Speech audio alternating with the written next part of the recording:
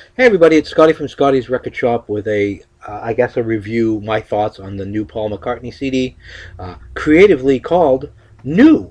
Picked it up today. Today is the actual day here in America that it was issued, released, and this is the deluxe. Difference between the deluxe that I'm aware of, the deluxe edition, and the standard edition is about $1. A couple of songs and different color configuration. Basically the same cover though.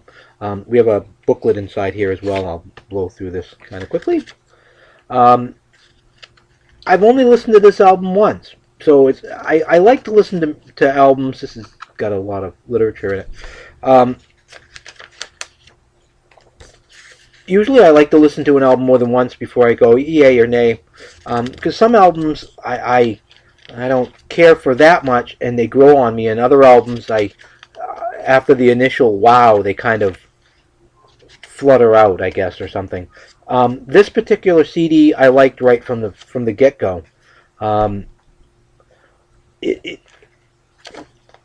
my thoughts on this: you have four different producers um, on this record, and each of them have their own distinctive style.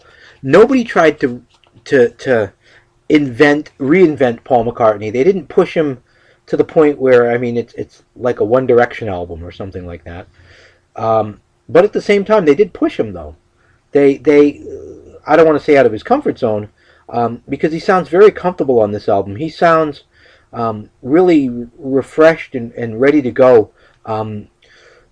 It is a modern sounding album in many places, but at the same time, modern as far as production values and just the way it was produced and even arranged. But there are so many, I don't want to use the word references, but just flavors of Beatle and Wings and just his glory days. Um, it's a very good album. I think it's going to grow on me. There's a couple tracks on here that I kind of like shook my head after they were done and went, oh, okay. I mean, it wasn't like, oh, they're horrible, and it wasn't like, oh, they were great. It was just kind of like, wow, okay, he did that. That was different. My daughter was listening to this with me. My daughter's 10 years old, and um, you know, from a 10-year-old's perspective who likes modern music, I mean, she likes the Beatles too. You have to live in my house, but not really. But she really dug some of the stuff on this, and some of the stuff as she put it was weird. She's like, it's weird, you know.